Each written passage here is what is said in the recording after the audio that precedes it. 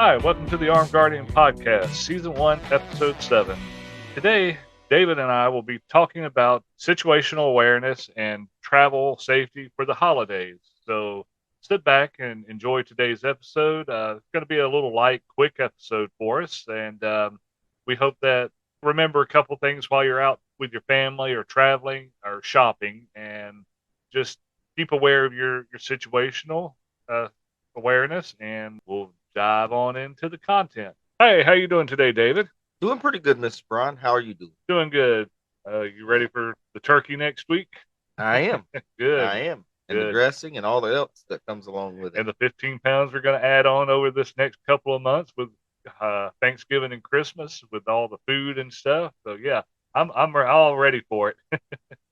Yep. And the Christmas candy and cider and And all that stuff that's going to all the linger fun around stuff. for a little Oh bit yeah. after the holidays, because now you got to get rid of it after you cooked it all or purchased it all. So Yes, sir. The decorations. Which I think my favorite Christmas thing is probably the music. yeah, I enjoy the music. Music's my go-to, so I really enjoy listening to the music. And you So only get it about a month out of the year. I stretch that, but you thankful know, for YouTube. Whenever I feel the urge to listen to something, my favorite Christmas is Mannheim Steamroller. So if I ever feel the urge to want to listen to something like that, great for YouTube. oh yeah, yeah. I love the Mannheim theme. Yeah, Great, great Christmas. yeah. Okay. Well, today we want to talk about travel safety. We've got a few topics here that we're going to branch out on. And like I said, this is going to be a light, quick episode, but we just wanted to highlight some of the things for people to be aware of. So, what we got up first, David? All right. So first we've got the reciprocity, which is basically different states honor other states. Right. For instance, we live in Georgia. Georgia honors Florida's permit, and Florida honors Georgia's. Same with the other states that surround Around us, us. and there's other states that do that as well. And then so a lot of states they have reciprocity with several states around. Right. So when we're talking about reciprocity, basically it's the states agreeing to honor each other's permits. Right. Uh, so we need to make sure that we have that our permits are honored by the state if we're traveling and going to a state. And we also need to be up to date on that state's laws as well. And even if we're going to a local area, even the local area laws. And Yeah. Mr. Brian has a good resource here that he'd like to tell y'all about when it comes to checking reciprocity. Yeah, one of the, of course, we're USCCA instructors, but they've got a great app in both the iTunes and Android App Store. But it's USCCA Reciprocity, and I'll try to put the link in the show notes for that. But it's a great little app. You can put in your home permit, and then it will allow. It'll show you where other states have recognized your permit from Georgia for in our situation or wherever you're from, and then it'll also actually give you the breakdown of law summaries or even some details on different laws for that particular state. Just knowing also that some states that do have reciprocity, there are some that have limited reciprocity, where uh, you know you may can only carry a 10-round magazine instead of a whatever magazine you want to carry. Some states have ammo restrictions. Just knowing, like with us with Georgia and Florida, Georgia we can open carry. Florida you cannot open carry, even with a permit. So just knowing those laws and how they will apply to you, and being a well responsibly armed citizen whenever you're traveling, it'll just stand out and give the gun community, the people around us, that hey, we know what we're doing, and we're abiding by the laws, and we're doing everything safely. So that's pretty much on the reciprocity. Just there's a couple other apps out there, but USCCA's stays pretty on top of keeping theirs updated with the laws. Constitutional carry is also something you'll want to consider. You may be in a state that has constitutional carry, and you go to another state that maybe doesn't have constitutional carry yet. There's currently 27 states that have some sort of constitutional permitless carry. The others, you have to have a permit to carry. So just knowing what you can and can't do will keep you and your family safe, money in your pocket, and you with your family instead of spending the a couple of days or spending time in a local county facility. When we're traveling, David, what are some things we need to be aware of or think about with our vehicle as far as traveling? Yes. A lot of this is just simple stuff like make sure gas is in your tank. Check your gas gauge. Make sure you got enough gas to get where you're going. Um, maybe plan your route so you know where your gas stations are, restaurants, stops, anything like that. Yeah, Checking your engine oil. Make sure your car's got water in it for antifreeze in the wintertime. yeah. Um, You've got a backup for small leaks or something where you can replace that. Keep a quart of oil in the vehicle, a gallon of pre-mixed coolant, or even just water for an emergency situation. absolutely. And water's really great because not only can it help you if you need to put it in your car, but if you have a jug of water, you can even, considering it's drinking water, you can Yeah, even drink it. So that's a good thing to have. Also, checking your tire pressure, make sure your tire tread's right, make sure your spare tire's aired up. You know, make people sure you don't got think a about that. yeah, exactly. Make sure you got a spare tire in there. Make sure that the jacks, all the things you need Jack, to the change your handle, and tires all there. that. But yeah, it's real bad when you pull out your spare tire and it's flat. Yeah. Real Are bad feeling. are you know you've got a spare in there, but you go looking for your jack and it's not there, missing or broken, and that's not the time you want to realize that I should have checked this out a little bit before we left or something. So, Mr. Brown, what do you think about first aid kits? Is that something that you would want to carry as you're traveling? Yeah, because even not necessarily for pulling up on a major accident or anything. How many times have you been at a park or at the store and you've gotten maybe a kid's fell down, scraped their knee, you've gotten a pinch, in a door jam or something, just some small cut or something. A little small first aid kit uh, would be do a wonder. Give you the keep things clean, to keep it covered, and using the supplies in there, the antibiotic cream to help fight infection and things like that. You don't have to have a, a major, large recon kit to have a first aid kit, but just something in a small shoebox size case or something. They buy they have generic ones at Walmart, Costco, Sam's, and stuff like that. So it's something small for the everyday nicks and scratches. If you want to amp up and have things for tourniquet and stuff, which I would recommend, but it's not necessary. But just having the basics to cover the everyday nicks and cuts and scrapes that we tend to come across while you're traveling and stuff. What about guns, David? How should we consider our gun safety while we're traveling? Yes. I would say a few things. Make sure your gun's secure in your vehicle while you're traveling. Whether it be you know glove box, however you secure your firearm, Mhm. make sure it's secure. Also, make sure as we're holiday shopping or moving from place to place, we're getting out, going in gas stations, restaurants to eat, whatever. We have that firearm secured in such a way that it's concealed if it's left in our vehicle, so nobody breaks into in our vehicle to steal it. Right. But it should be secure anyways. Make sure it's locked up, Yeah. so kids or Mhm. somebody that doesn't need it can get to it. Yeah.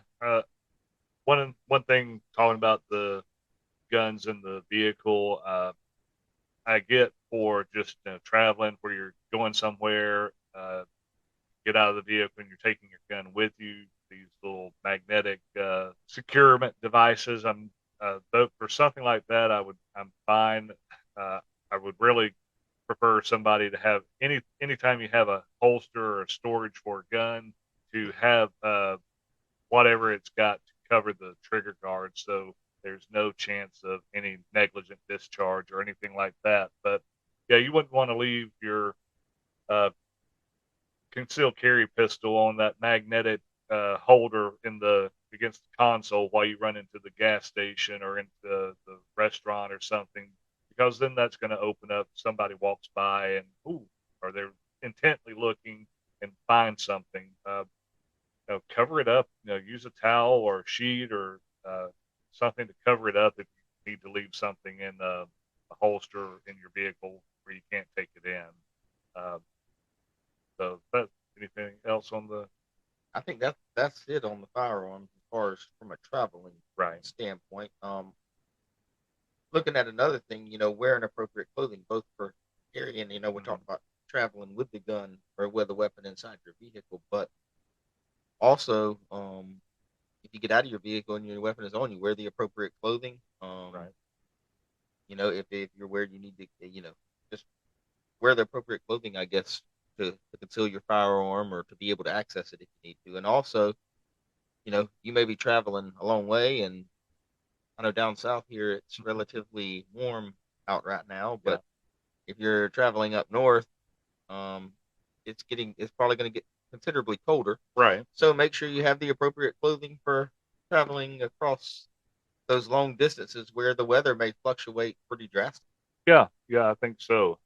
Just because you also got to watch out too with locations as you're traveling. That some states, if you expose that weapon, even if it's concealed, it's a it's called brandishing in some states where it can be um, a chargeable offense if your weapon's displayed and they have a strict concealed carry law in their state. So just again, follow going back to knowing the laws of where you're going to be traveling, where you may be getting out of.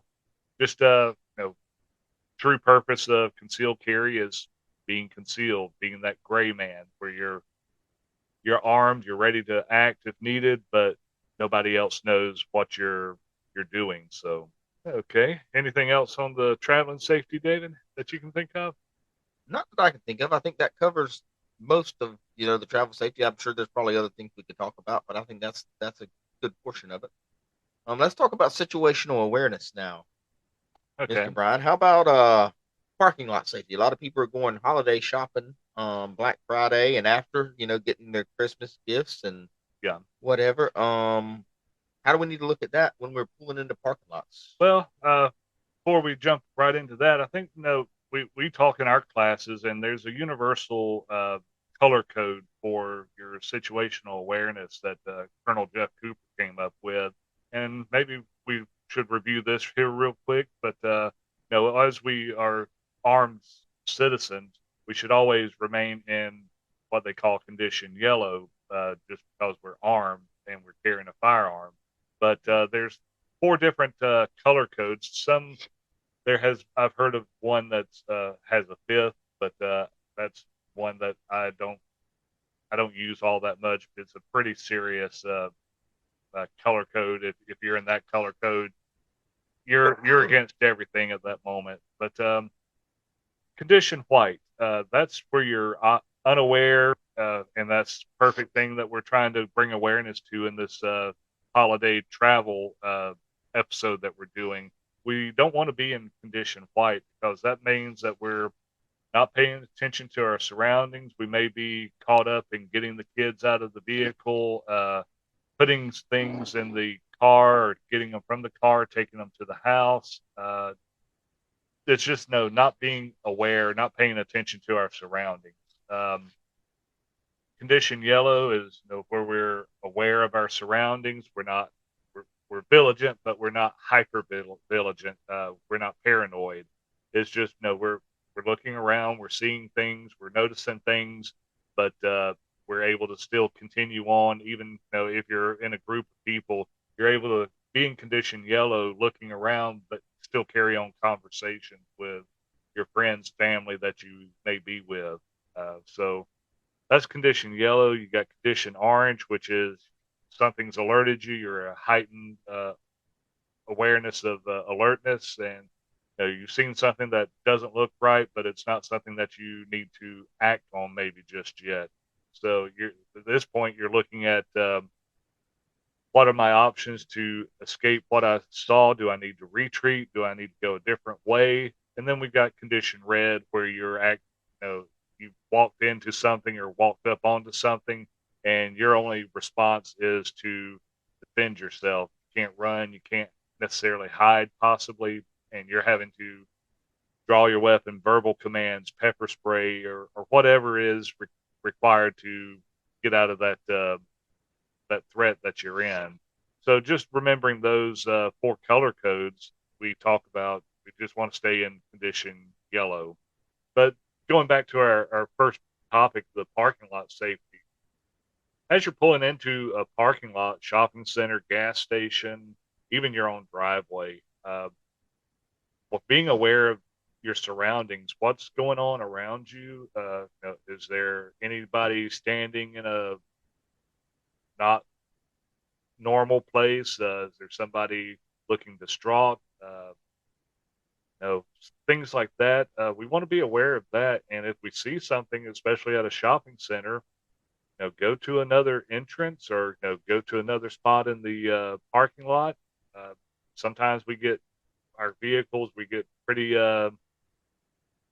uh, pretty cautious over our vehicles. We don't like parking next to other vehicles because we don't want ours to get dinged and stuff. But you don't want to put yourself out in the furthest part of the parking lot just because you don't want your vehicle to get hit, dinged, or anything like that. Because then you've got that distance to travel, that you're opening yourself up for a potential attack, as well as if you're pulling into a parking lot and a parking space, before you unlock your car, you're looking around, and then as you get out of your vehicle, you're looking into the vehicle next to you, um, just to see if anybody's in it, or someone may be laying down in the back seat or something, looking for an attack. With just some things to not be paranoid about, but just little indicators to watch for, things to look for to keep yourself and your safety up. You got anything else on parking lot safety? Yeah. If you're a few things. Um, at night, if you're going shopping at night, parking in well lit areas, where the lights are pretty well. Make sure you have a flashlight with you. Also, the other thing is avoid parking lots that don't have a way out, that may have little choke points through them, where you go into an area where it's locked in. Now, Parking sometimes, garages yeah, sometimes. parking garages would be a good example of that. Absolutely. Um, and you may not be able to avoid those. Or they may come up on you before you even realize it. But if you can, I would be very careful avoiding blind spots or choke points where you can't get out. Um, and if you do have to go in a place like that where it's not easy to get out, you need to be thinking about alternate means Right. to get away from a threat. So that's the basics thing with parking lot safety. Also, even talking about parking around people, I think that's a good thing, parking around other cars, but also with parking around other cars, or where the majority of people are parking, also comes to creating blind spots like that. So as you're walking through a parking lot, making sure you're keeping an eye out, maybe keeping a distance from any blind spots you could see, so that way if something happens, you have some reactionary time to do what you need to do to flee, or um, whatever you may need to do. Yeah, and that's feeding off of that. We don't want to walk in the middle of the alleys as we're walking down the parking lot, but we don't want to walk right up next to another vehicle for several reasons. One, for the blind spots. Again, this is a busy holiday season. A lot of people are out shopping, getting ready for family, getting ready to go on vacation or on a trip, and their mind can be elsewhere. If you're walking right up next to the vehicles in a parking lot and someone throws it in reverse, or pulls through a parking spot, they may not be aware. So it's just that visual, as you're walking up behind somebody, looking into the vehicle, making kind of reading what they're doing from their body language. And then also, you don't want to be right up against it, because you don't want to clear the corner of a vehicle and somebody be squatting down and wait, looking for somebody coming by. So just some good tips for parking lot safety. What about store safety, David? We you know we're in the parking lot. We've gotten out of our vehicle, or we're coming out of the store. Uh, on our transition from the parking lot to the store and from the store back to the parking lot, what's some things that we should do, and even inside the store, what are some guidelines that we should abide by?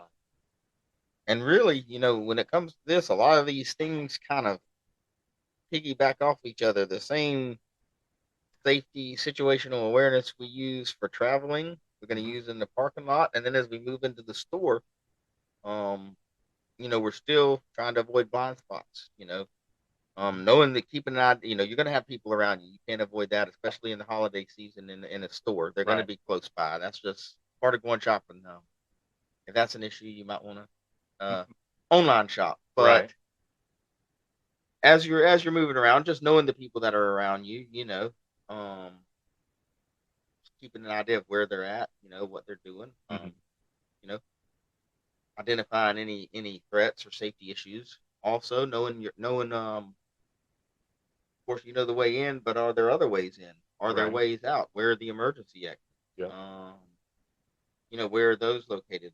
The aisles, how what kind of a lot of holiday shopping. I know there's a lot of stuff in the aisles. They've got a lot of like the little island Right. um Gondolas. merchandise Yeah. and stuff like that. So making sure once again you're not moving into a choke point area or something like that to where you can't get out or you can't Yeah. react. Yeah. A big thing. Just being aware. Looking around, looking for those uh, places.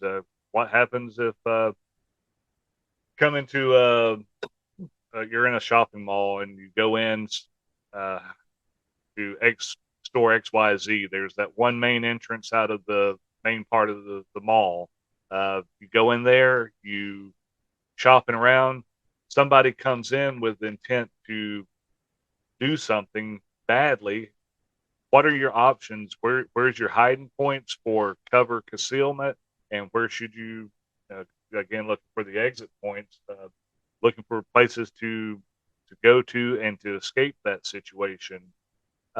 Also, with the store safety, while a lot of times, parents will take their children, sometimes their infant children with them.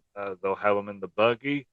Don't be so, don't get so caught up in the shopping that you're not paying attention to of your little one or the toddlers, that aren't they aren't in the buggy, but are old enough to walk beside it or something. Just paying attention to them and the surroundings around them, because in the past few years, more so in the holidays, I've heard stories and read stories where children have been attempted to be abducted because the parents are busy shopping, picking something up, or trying to get help for an item. So just be aware of that, with your kids. With anything else on store safety? Yeah, just one thing I wanted to touch on. You mentioned cover and concealment. Just to clarify what we mean by cover and concealment, I think this is a good thing for most people to know. Or most people do know this actually, but there are people that don't, and Right. this is just to clarify what we mean by cover and concealment. Cover is anything that will stop a bullet, an engine block, uh, old oak tree that's like Yeah. maybe 6 foot wide, Concrete pillar in a concrete garage. pillar, yeah, block wall that's filled with concrete. Uh, those would be ideas of cover. Right.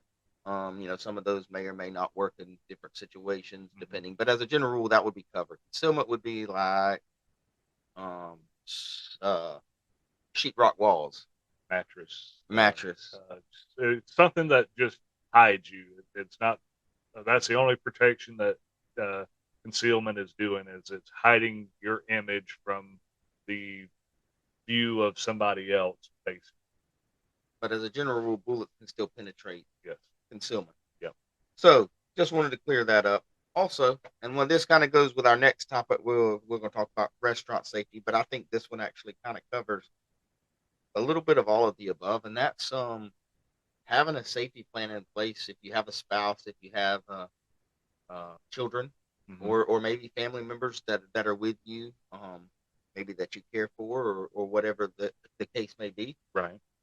Have a plan and let them know. If you say get down, they know to get down, Right. or to move. That way when you say something, they know that they're looking for danger around them and they're trying to get out, get to an exit, whatever.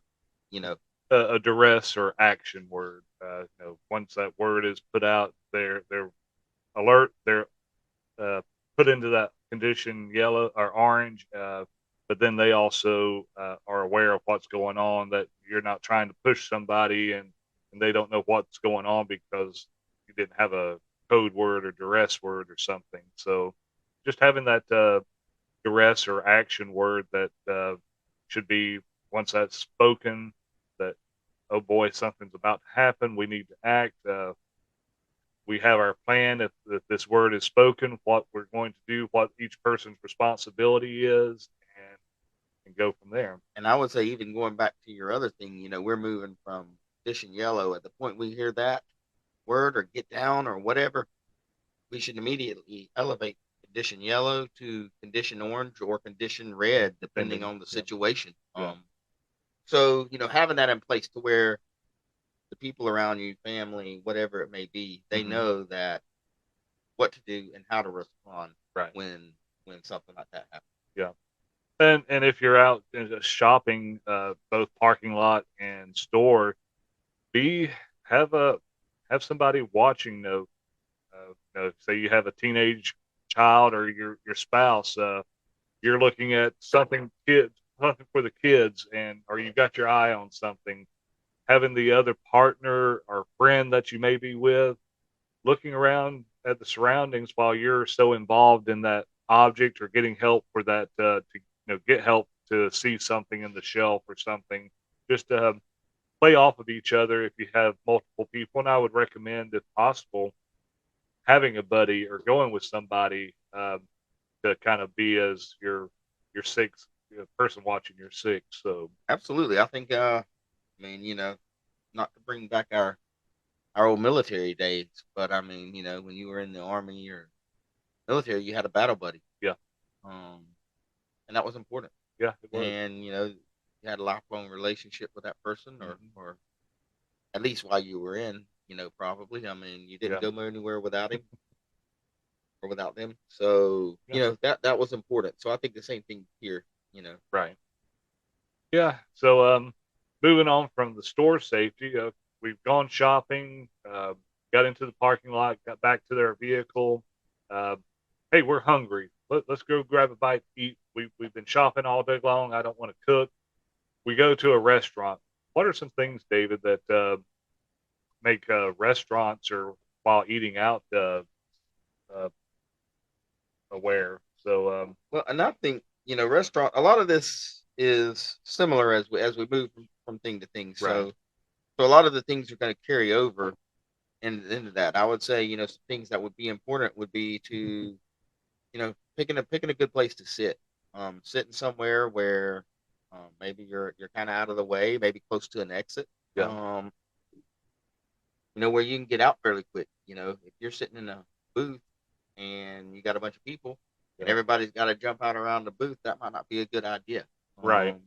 You're kind of in that death tunnel, as we call it, or I've called it. Where you're basically stuck. You're at a dead end. Where if you're sitting at a standard table at a restaurant, um, if something happens, you are at least able to flip over the table to give you some sort of concealment to come up with a plan while things are going down to get out. And again, you want to be close to an exit. Always be aware of your exit points, and just review an exit strategy. Always have a plan for after an incident, both home or out in the public. Um, if things go bad, our action or duress words put out, we escape. If we're not all together, we have to go different ways. Where is our rally point? What do we do? Do we text, call? What's our exit strategy, and what do we do after we egress from that situation. So And another thing I'd like to add to this is these are not just issues for self defense, but just what if there was a fire? yeah, What if there was any other kind of natural disaster or um, and yeah. then Go Mr. ahead. Brown? Go ahead. I was going to say, just take advantage of everything. No, it's not necessarily just during the holiday. These tips are good year round. It's just we get so caught up in everything that we don't we tend to lose sight of some of our safety. We unintentionally relax our safety because we're staying so active, trying to get everything done quickly, going shopping, getting what we need, and get back home or to the car or to their family. That we sometimes will just let things fall and we'll drop our guard, so to speak. So just these are all things that you can use year round, but just we want to bring to highlight with the holiday season coming up. Let's see, anything else on the situational awareness outside the home that we haven't discussed, or you want to? I think that pretty much Okay, concludes. all right. Uh, Last topic on the safety. You've gotten out to go shopping. You've ate. Now you're coming home.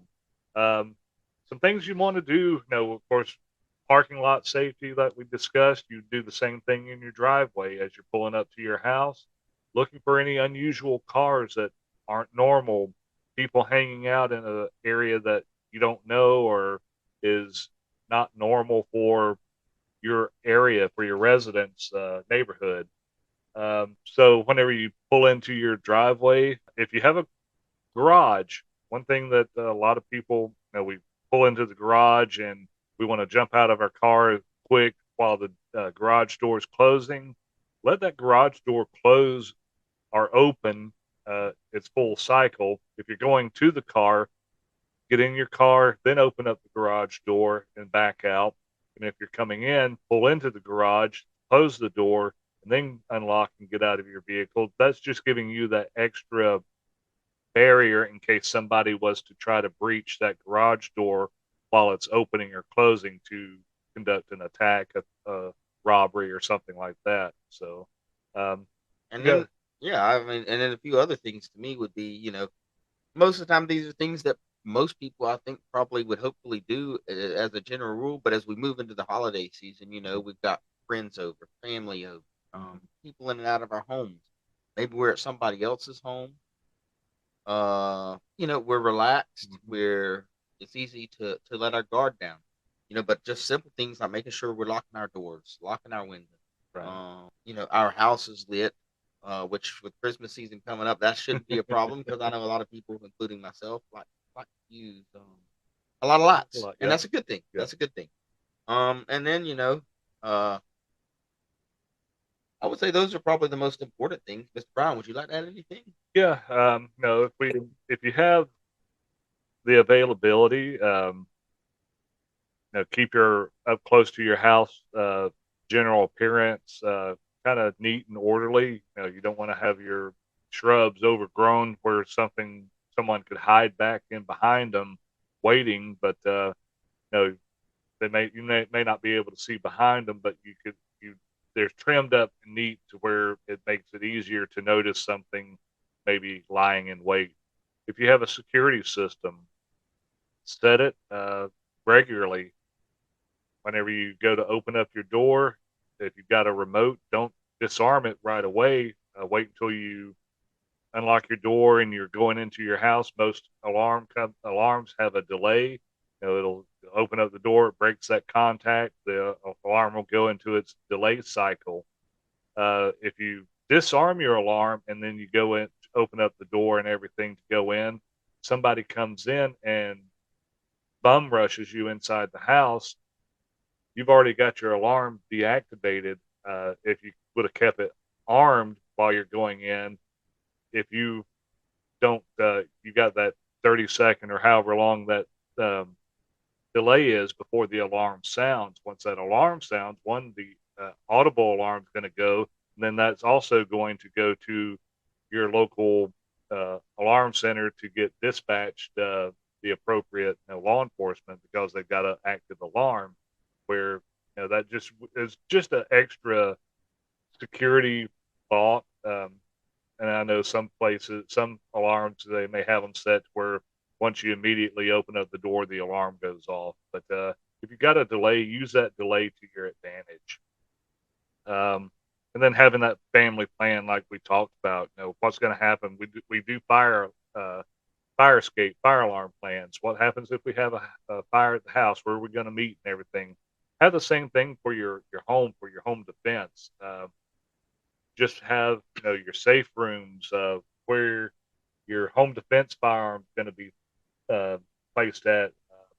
You want to talk a little bit about the home defense things that we might want to consider with our the home defense checklist?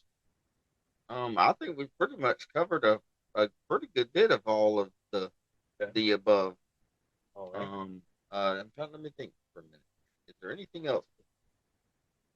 I would say one other thing is, a lot of people like the motion light. Mm. I have some at my house that are activated by motion. I mean that's not just a holiday thing, but a year-round thing. Right. Those are good because not only does it startle somebody that may be coming, to either, that doesn't need to be at your home, but also it's a good warning system for you Right. as you see the light. Yeah. And something that we talked briefly about a home alarm, but a lot of people are getting these doorbell cameras, or outdoor security cameras. Before you open up a door, somebody knocks at your door. You don't just open up the door. Hopefully, you look through the peephole, your window, or something. Look to see what's out there. Are you expecting a package? Somebody comes in. I got a package, or I got a pizza for so and so. Did somebody order it?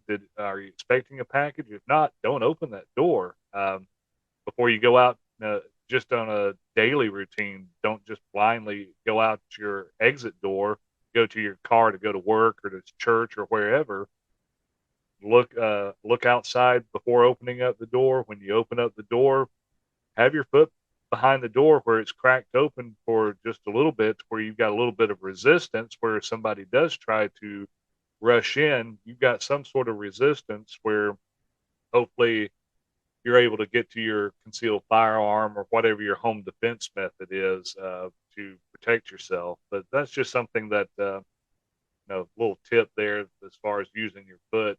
You're not going to stop them from coming in, but you're going to give them a little bit of resistance where you give yourself a couple seconds to react. Anything? Absolutely, and then another thing is even I think keeping a lot of people have an exterior have a the screen door or glass door, and then the actual wood door. Maybe keeping that door locked, Yeah. so that way you can open up, you can see who's there, and it's not gonna, if it's glass or screen or whatever, it's not gonna stop somebody that really wants to get in there, but it will give you time to react, to shut the wood door and get safety, call Right. 911, whatever you may need to do. Yeah. So that would be a good thing to have Yeah. if you don't already have one. I know a lot of houses do. Yeah. A lot do. You may have some like an apartment complex. Most apartment complexes don't have screen doors or security doors, so having that extra, that peephole, or using that foot to kind of be a door stop for a moment. Just some tips there for you guys to stay safe. Uh, Or even the old chain lock where you yeah, can open the door, say 3 or 4 inches to where you can see what's on the other side. That might be a that, or that would even help with and the lockable storm or screen door. You'll be able to, if somebody's trying to open up that screen door, or breaches the door jamb and opens up the your main door and that catches by that security chain, that gives you that time to, like we've told you, react, get to your safe room, to your home defense weapon. Have your plan in place to where you're able to react to take care of yourself and your family. So, on that note, we hope that everybody takes to heart some of these tips. And like I said, these aren't just necessarily for the holiday, but no, they're for year round. So just take care of yourselves. We'll have one more episode before the before Christmas, but this is take care of your Thanksgiving and Christmas travel needs. So, uh, you have anything before we close, David? Happy Thanksgiving, everyone. Yeah, happy. Y'all have a great holiday season. Yeah, have a happy Thanksgiving. We wish you the best, and don't forget, if you need any tips or anything, check out our main company's website, or see us for training, Blueberry Tactical and Training LLC. We um, we offer these home defense classes. We offer some seminars that are free periodically, so take advantage. We'll be doing a few Zoom classes too, so that'd be a good way, if you don't want to leave your house, to um, take a class or learn some information, just to do it online. So everybody be safe. Happy holidays. Merry Christmas. Happy Thanksgiving. And we'll see you again soon. The views and opinions expressed in this podcast are those of the host and the guest and do not necessarily reflect the views and opinions of the podcast publisher, its affiliates, or any other entity. The information contained in this podcast is for entertainment purposes only and should not be construed as medical, legal, or financial advice. The podcast publisher and its affiliates assume no responsibility for any liability, loss, or damage caused by the use of information contained in this podcast. Listeners are advised to consult with a qualified professional before making any decisions based on the information contained in this podcast.